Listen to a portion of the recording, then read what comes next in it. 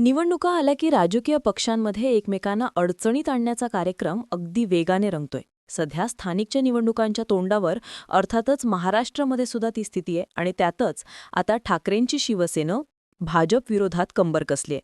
झालं असं की ठाकरेंच्या पुण्यातील शिलेदारांनी आता त्यांच्या हाती म्हणजेच ठाकरेंच्या हाती भाजपची एक सिक्रेट फाईल दिली आहे आणि या फाईलमध्ये भाजप आणि त्यांच्या नेत्यांच्या गडबड गोंधळाची अगदी खडानखडा माहिती असल्याचं म्हटलं जातंय.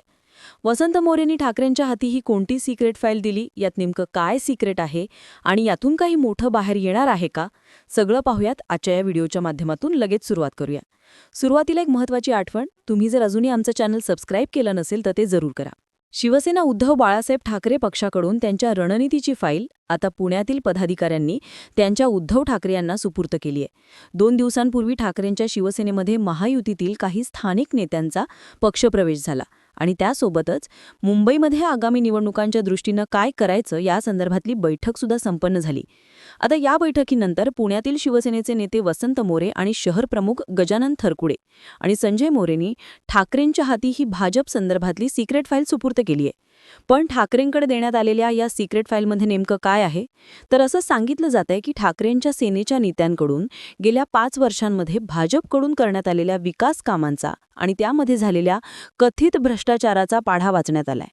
या सगळ्याची रीतसर आकडेवारी सुद्धा या फाईलमध्ये मांडण्यात आलेली आहे आणि त्यामुळे आता ठाकरेंची सेना भाजपला अडचणीत आणण्याच्या पूर्ण तयारीत असल्याचं म्हटलं जातंय.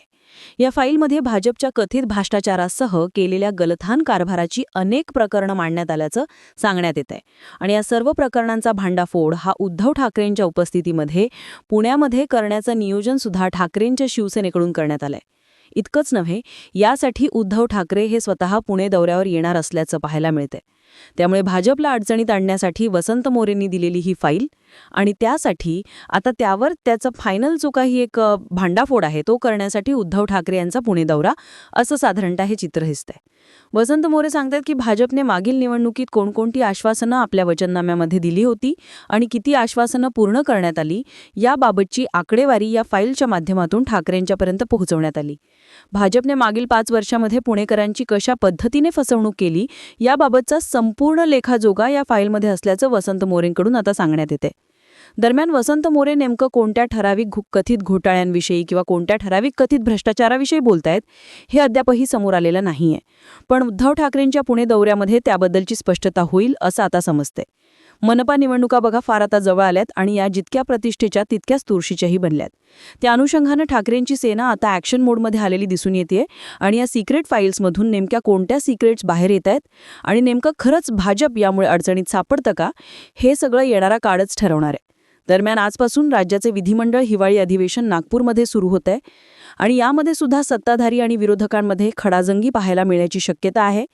पुढील 5 ते 6 दिवस या अधिवेशनामध्ये नेमकं काय काय घडतं, नेमकं काय मुद्दे मांडले जातात आणि तिथलं अधिवेशन हे कशा पद्धतीनं रंगतंय स्थानिकच्या तोंडावर आता, हे पाहायला अत्यंत महत्त्वाचं आहे. यासाठी आमचे 2 सहकारी नागपूरमध्ये दाखल झालेले आहेत आणि या संपूर्ण अधिवेशनाच्या सगळ्या अपडेट्स आम्ही वेळोवेळी तुमच्यापर्यंत पोहोचवत राहणार आहोत.